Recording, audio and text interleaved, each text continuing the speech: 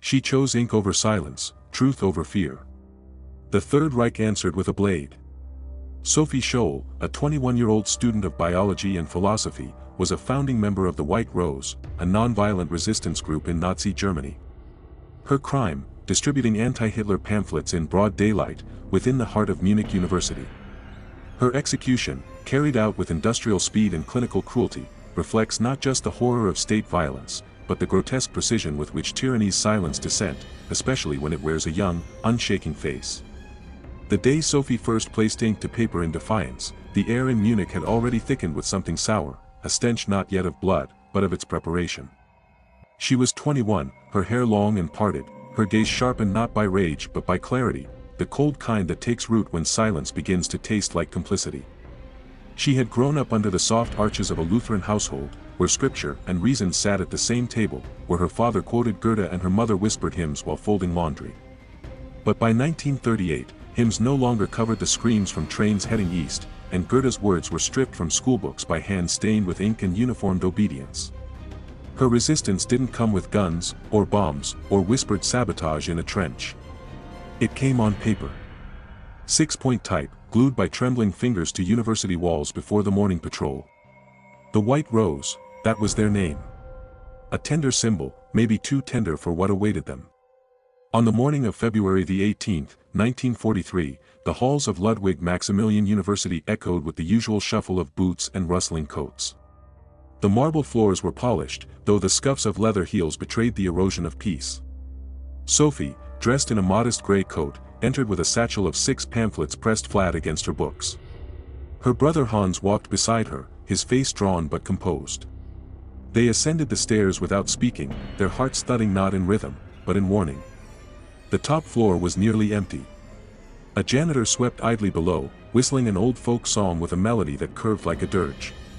Sophie paused. Her hand trembled as she reached into the satchel.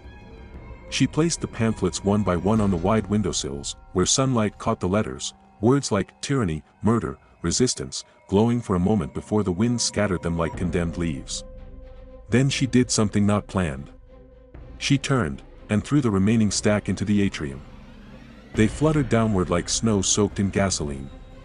Below, the janitor stopped whistling. His eyes rose. So did suspicion. The Gestapo arrived before the scent of the paper's ink had faded. In the basement of the university, beneath stone arches that sweated with moisture and secrets, Sophie was separated from her brother and dragged into a bare interrogation cell.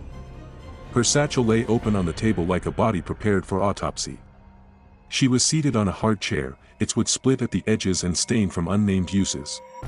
The air was cold but still carried the musk of other confessions, fear dried into the mortar, terror sunk into the joints of the iron door. Interrogation did not begin with shouting. It began with silence, a silence so tight it hummed. Then the voice, clipped, male, reeking of authority brewed in blind obedience. He asked if she had read the pamphlets. She said yes. He asked if she knew the author. She said yes. He asked if she agreed. She said yes, her voice trembling not from fear, but from the knowledge that the guillotine had now begun its slow descent. What startled them was not her admission, but her composure. The way she sat, back straight, wrists pale and red from the restraint, yet eyes fixed forward, unblinking, almost pitying. In the official transcript, they wrote that she showed no remorse. What they didn't write was that when she stood to be returned to the cell, she left behind a chair leg damp from sweat, and blood on the side of her thumbnail where she had pressed too hard. Too long. By nightfall, the pamphlets had been burned. But the embers lived behind every closed door in the city. In the hours before dawn, Sophie lay curled on a cot with springs that moaned beneath even her stillness. Her coat had been taken. Her shoes too. Her breath fogged in the cell like a ghost unwilling to depart. Somewhere down the corridor, another prisoner screamed, the scream of a man who had held out a little too long. And though she didn't know it yet, the guillotine had already been prepared. Oiled. Tested. The paper had been dangerous. But her calm, her refusal to shake, that was intolerable. It was not the ideas they feared. It was the quiet with which she spoke them. The quiet that made them echo. The cell was neither wide nor narrow, just large enough to pace 4 slow steps before reaching the opposite wall, where the plaster peeled in yellow curls like old skin. There was no window, only a metal grate near the ceiling that exhaled a draft steeped in mildew and rust. A single bulb, suspended by a frayed wire, buzzed with a low, insectoid tremor that pierced the silence not with brightness, but with fatigue. The walls, whitewashed in the way morgues were, bore faint brown streaks where fingers had once searched for something to hold on to. Now they held only her. Sophie sat on the cot with her knees drawn up beneath the coarse wool blanket. Her coat was gone. Her shoes, gone. Her shoelaces confiscated. Even the ribbon in her hair had been taken, replaced by a thin, cotton tie that cut into her scalp when she turned her head. The mattress sagged in the middle and smelled of antiseptic layered over rot, a futile disguise, like perfume on a corpse. Her gums throbbed. They had been bleeding since the second day, a slow, metallic weeping that stained the crust of bread they gave her each morning. She chewed with the side of her mouth now, each bite accompanied by the sting of exposed roots and swollen tissue. When she swallowed, the taste lingered, old copper, bile, the chalky texture of her own body breaking down. Interrogation had left her stomach hollow and her thoughts crowded. The heat of the questioning room, the clatter of boots, the sharp glint of the Gestapo officer's teeth when he smiled without humor, all returned to her in fragments, like slivers of glass beneath the skin. She remembered the ledger. The rubber stamp. The way her signature trembled when she wrote it, not from fear, but from the weight of understanding. There would be no trial in any true sense. No appeal. Only a process. Now, alone in room 253, the only sound was the steady clank of ancient plumbing, pipes hidden behind the walls that howled and gurgled with every flush, like something dying slowly behind the stone. Sometimes it sounded like voices, whispers in another tongue. At night, she listened to them, not for comfort, but to remind herself she hadn't gone deaf to the world. Only blind to hope. Her fingernails cracked. Not from cold, but from dryness, from clenching, from splinters on the wooden edge of the bed frame. A jagged cut had formed along her knuckle, crusted black at the edges. She pressed it once, just to feel something sharp and present. The pain was clean, unlike the rest.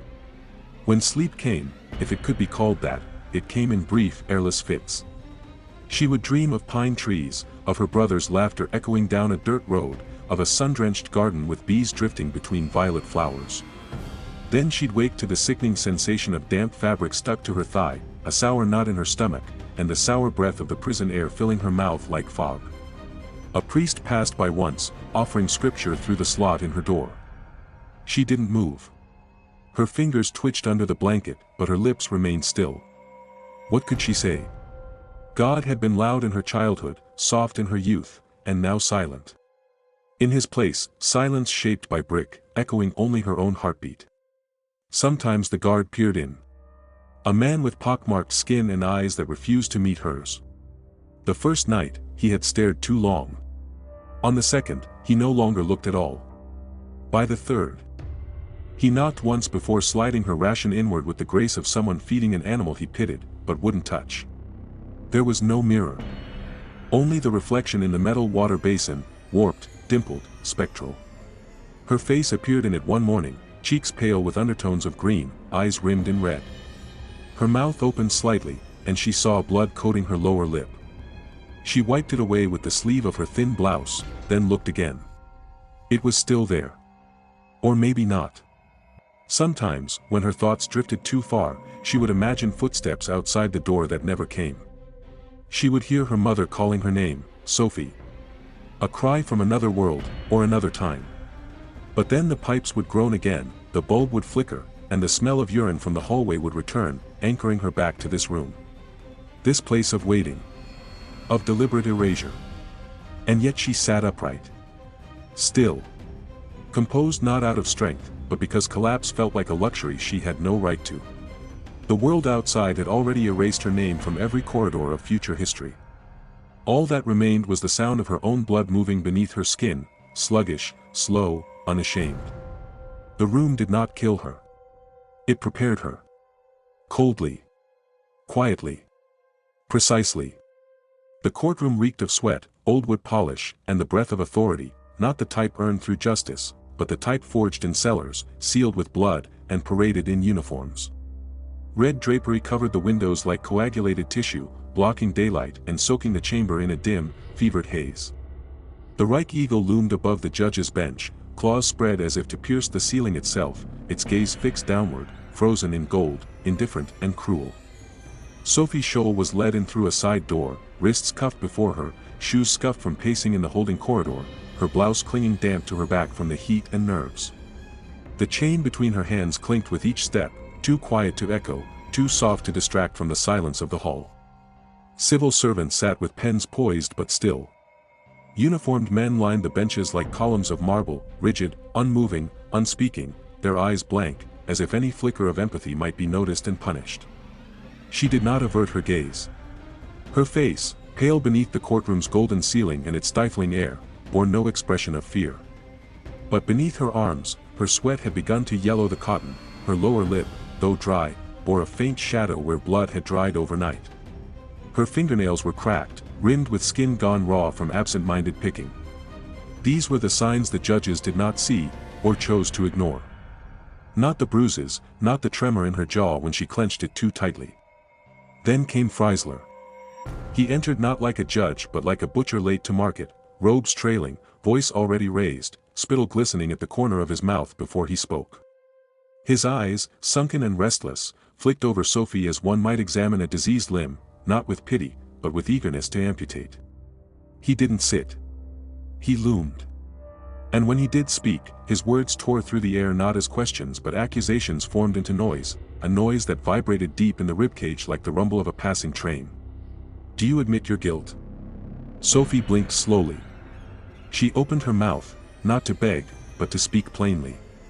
"I did what I believed to be right." There was no stenographer. Only clerks whose hands trembled slightly as they jotted summaries of her confession. No witnesses were called. No evidence was debated. No law was cited beyond treason, a word that hung in the air like an iron weight suspended by a thread of ideology. The entire trial lasted 120 minutes. 2 hours in which Sophie stood with blood rushing to her temples, her stomach knotted and half empty, her vision sharpening and blurring in waves. Her knees ached, her wrists burned. Once, when Freisler slammed his fist onto the lectern, she flinched, not out of fear, but instinct. Her chains rattled like an animal's collar. The sentence was delivered not as a decree, but as a scream. Death. By guillotine. No gavel. No ritual. Just that word, Todd. Spat from the judge's mouth like phlegm in a gutter. Sophie stood still. The room did not gasp. No murmur passed through the rows of listeners. The soldiers kept their posture. One clerk swallowed hard. Another turned slightly, as if to shield his face from her calm. The silence that followed was not reverent, but rotten, like a wound covered and left to fester. She was marched from the courtroom without applause, without protest, and without dignity, her arms pulled taut behind her, her heels echoing across the stone like the ticking of a death clock. No one met her eyes as she passed. Not the guard who opened the iron door. Not the secretary who avoided her silhouette. Not the priest who watched from the rear bench, clutching his rosary like a blade. The people's court had no people. Only mechanisms. Only functionaries. Only the practiced extermination of dissent. She was 21. And the blade had already been whetted. The corridor to the execution wing at Stadelheim Prison was narrow and low-ceilinged, lined with cement walls streaked by years of condensation and human passage, streaks that gleamed under flickering bulbs with the damp sheen of sweat that never dried. The air was sharp with carbolic acid, an odor so harsh it burned the throat on each inhale, meant to sanitize death but failing to mask the older, stubborn rot that clung to the stone like a curse. Blood sunk deep into porous concrete, old urine dried into hairline cracks, the mold of centuries crawling up beneath the baseboards in a silent, fungal pilgrimage. Sophie's bare feet met the floor with a soft slap, soles bruised from pacing, skin pale and tight from the cold. The chill rose from the cement itself, traveling up her legs and pulses, as though the floor beneath her were breathing, slowly, in through the pores of her skin. She wore the same clothes she had been arrested in, a thin blouse now yellowed at the seams and damp beneath the arms, a wool skirt that no longer held its shape, and a gray cardigan with one button missing and another nearly torn free, its thread dangling like a loose nerve. The priest walked beside her, not in procession but in reluctance, his hands clasped around a small wooden crucifix that clicked faintly against his knuckles as he whispered prayers in Latin, words Sophie no longer translated.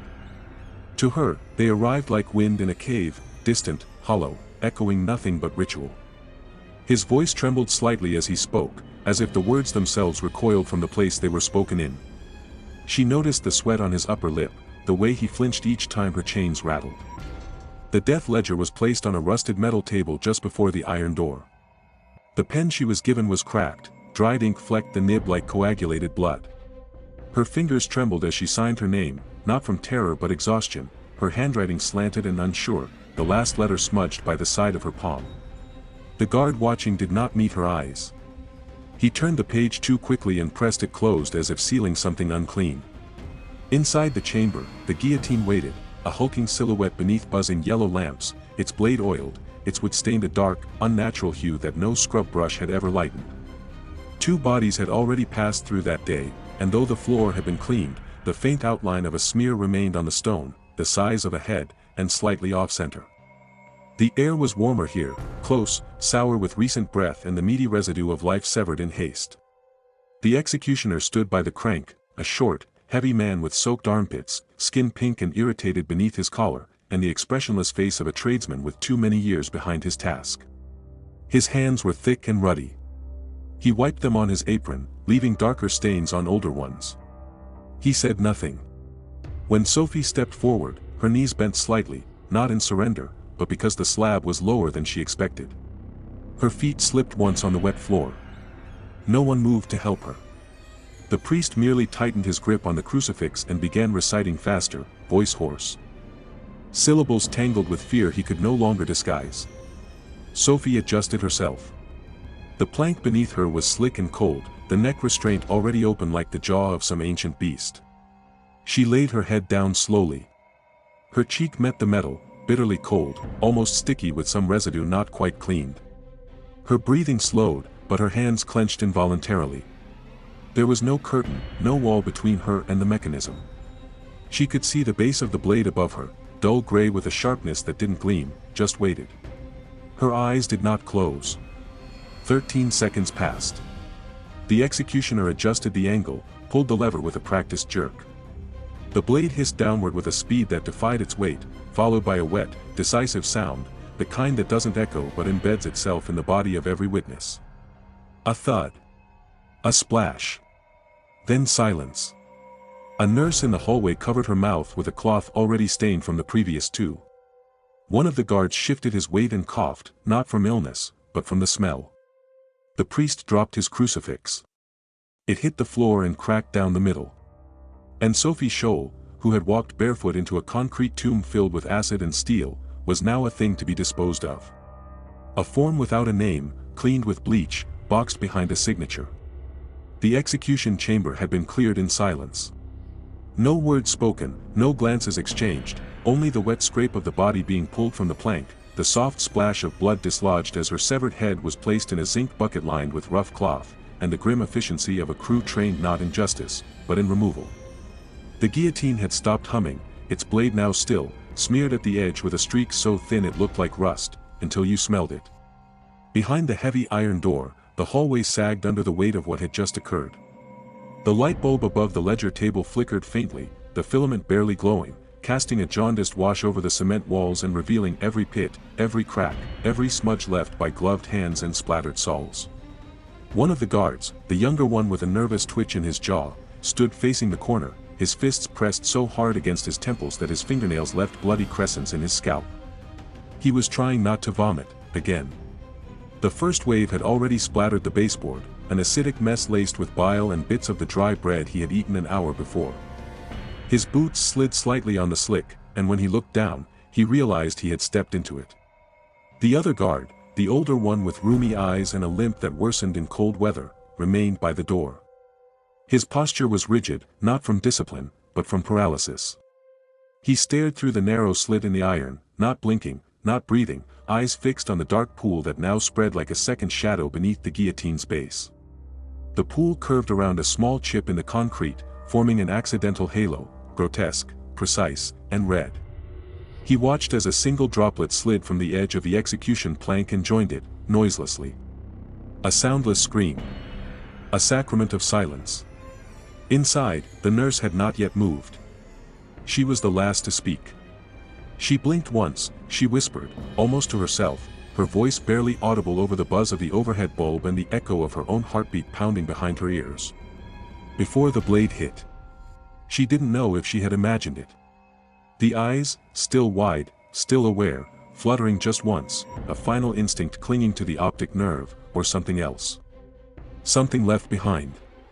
She had seen hundreds die in this room, men mostly, all flailing, some crying, a few cursing God to his face as they were dragged in.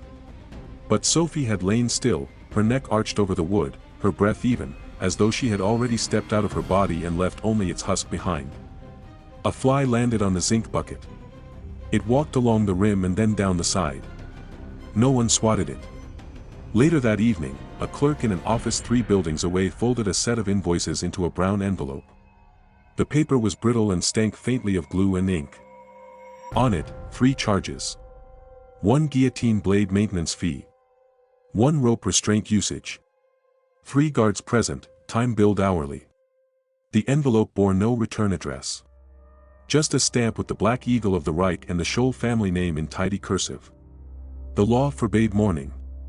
It forbade public statements, grave markers, candle vigils, or flowers.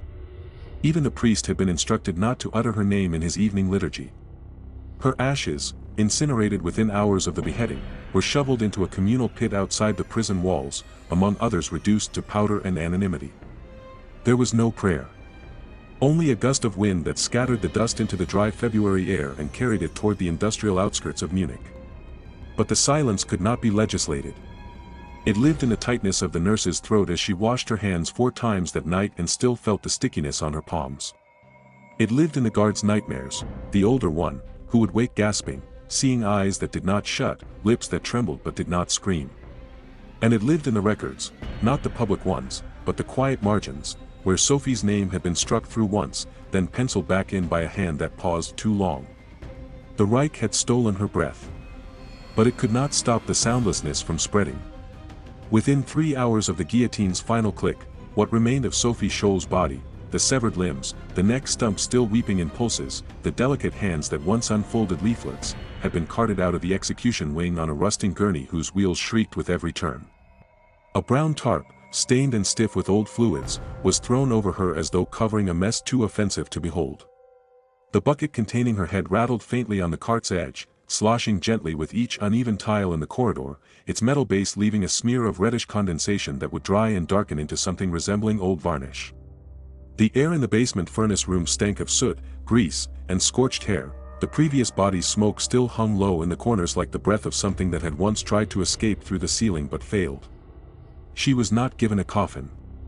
Her remains were fed directly into the cremation chamber alongside another unclaimed prisoner. The bodies overlapped at the hip, indistinguishable once the skin began to blister and blacken.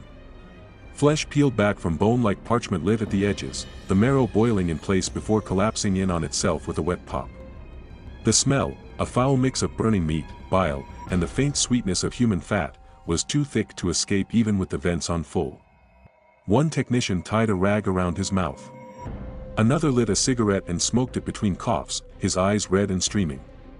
When it was done, when the flames had reduced her spine to a line of brittle ash and her skull to a cracked half-circle that caved inward with a tap, her remains were shoveled into a tin box, unmarked and warm, and carried in a gloved hand through the rear corridor of Stadelheim Prison to the cemetery annex, where a pit already yawning with grey dust waited beneath the snow-crusted earth.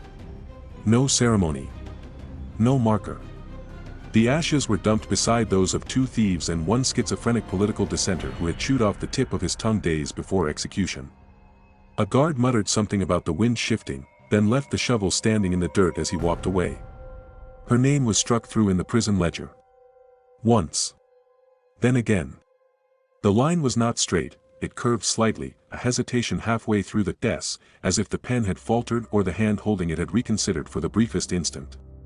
Her personal effects, 1 cardigan, 1 worn shoe without a pair, a notebook with the first 3 pages torn out, a silver hairpin, and the satchel that had once held her final pamphlets, were tagged and boxed in a faded container marked unauthorized contraband, then shelved in a storage room already overrun with other names that no longer answered to anything.